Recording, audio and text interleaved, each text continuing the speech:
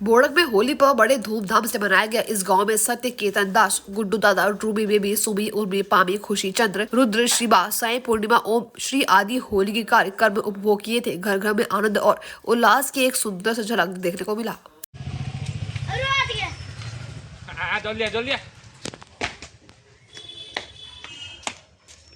आम मन पचारे कि होली विषय पचार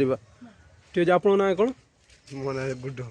गुड्डू कहतु ये जो रंग खेल होली खेल यार माने खेलियार कारणटा कौन बर्तमान कहते कि कहते गोटे बाहर से कथा मुझे जानी पवित्र पर्व रंग खेला हुआ